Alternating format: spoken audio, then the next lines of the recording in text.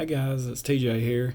I've got a little video I wanted to make to talk to y'all about a new experiment I'm trying out to see basically if I can save some money, and it's got to do with my phone bill. I've had AT&T for several years now, and basically I'm tired of paying $120 plus for an alarm clock. I'm paying for a lot of data that I'm not really using, and Google Fi is something that is out now and has been out for several years actually, and I thought I would give it a try, see how it works, see if I can save some money. So this is going to be a video talking about my basically 30-day trial of not really a 30-day trial, but for me it's a 30-day trial. I'm going to see how things work out for the next 30 days of being a Google Fi customer versus an AT&T customer, and we'll see what happens. They use, for those that don't know, Google Fi uses primarily T-Mobile towers as well as Sprint and US Cellular.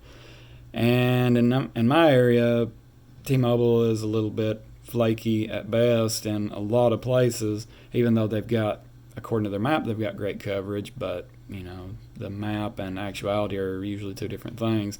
AT&T's pretty good for the most part, but we'll see how it goes.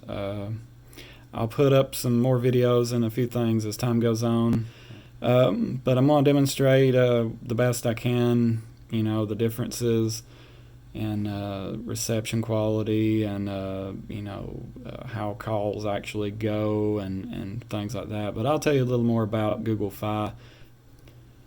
So for those of you that don't know what Google Fi is, it's a cell service provided by Google, of course, the name Google.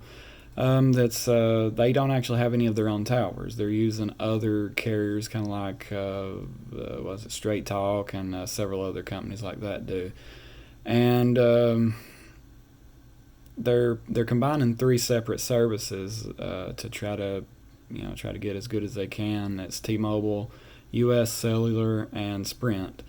And in order to take advantage of all three of those, you have to have a Google Fi capable phone, and you can bring your own phone if you want to, iPhone, Galaxy, whatever floats your boat.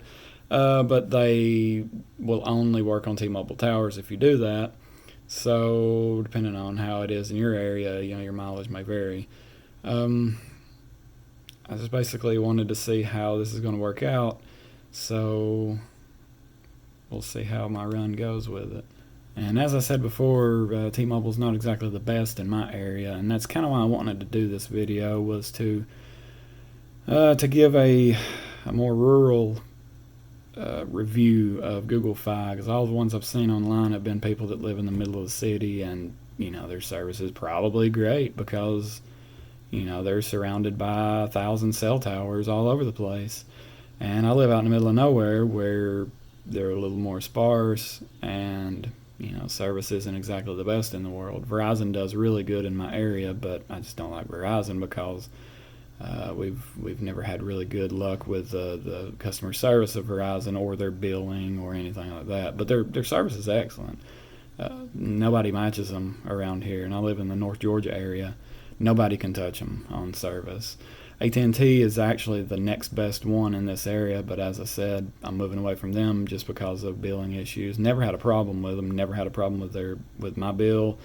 Never had a problem with customer service. They've always been excellent. Every time I call them, I get a knowledgeable person that gets the job done. I ask them questions, they answer it, or they find the answer, and they fix my problem on the first call every single time. So on one hand, I really do hate to leave AT&T because of that. I've still got 2 lines with AT&T, one for each of my parents, and I'm going to leave them on AT&T for the time being until I run this little 30-day test, see how this goes. If this is a train wreck, then I'm just going to probably switch back to AT&T. Either take this phone or jump back to my Galaxy, whichever, however it works out. But if it does work out good, then I will probably migrate them over to Google Fi as well. And I know my service isn't going to be as good in this area, but I've already had some issues with some dead spots and some things where I didn't have an issue with AT&T, so I know I can already see how this is going to go. I'm only a few days into this trial and already am experiencing that, so we'll see how that goes. But the options to do a lot of stuff over Wi-Fi is really nice. With AT&T, I had Wi-Fi calling. I always had a lot of weird issues with my text messages, multimedia messages, especially over Wi-Fi. But with Google, I can do my messaging through Hangouts, which allows me to do that over Wi-Fi, to do it from my computer. If I had a tablet, I could do it from it. A lot of options there.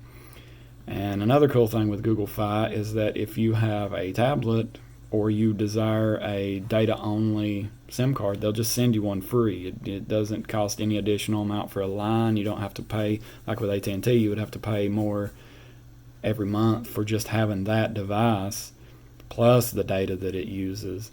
But with Google Fi, it's just here's another SIM card, have fun with it. So that's really neat. I like that aspect of it. Even though I'm probably not going to use that, I like that aspect.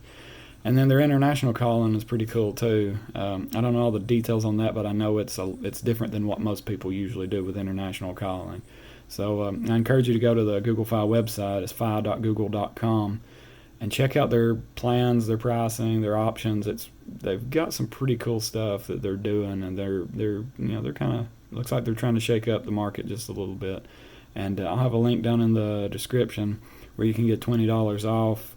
It's a $20 credit after your first month. Actually, I'll get a $20 credit, and you will too. So, be sure to click that. If you want to sign up for it, use the link. Saves you $20. It's not right off the bat, but you'll get it eventually. Not a bad deal.